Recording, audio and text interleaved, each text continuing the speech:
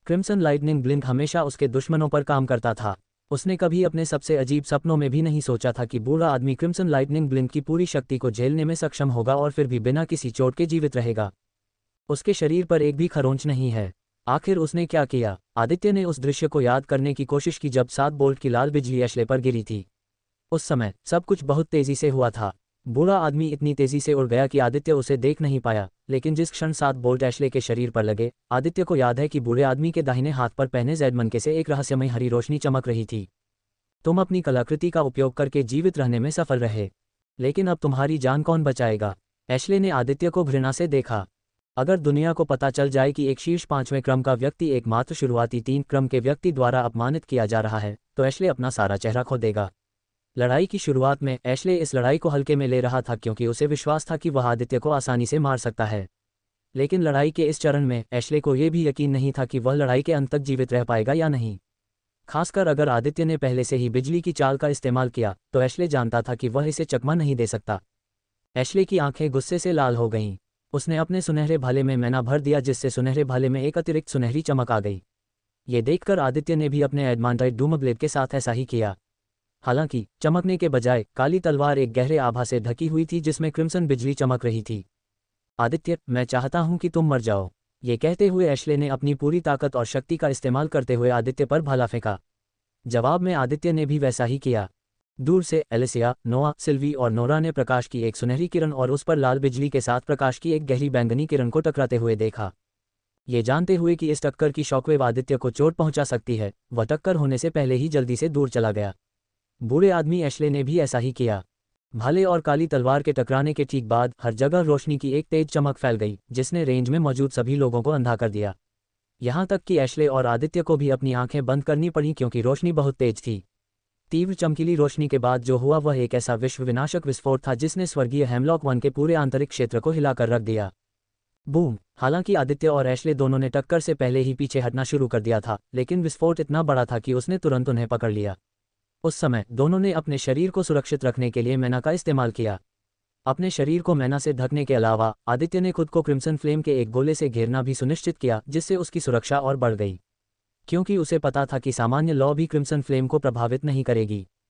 हालांकि Alicia, Nora, Silvi और नोआ चारों इस समय विस्फोट स्थल से 5000 मीटर से अधिक दूर थे, लेकिन उन्होंने भी धरती को हिंसक रूप से हिलते हुए महसूस किया। इस दूरी से वे विस्फोट के दायरे को आसानी से देख पा रहे थे। विस्फोट के साथ ही हवा में धूल और कंकड़ का एक विशाल बादल उठ गया। ये पीक 5वें क्रम के कल्टीवेटर की शक्ति है। यहाँ तक कि सिल्वी को भी इस पर यकीन नहीं हुआ।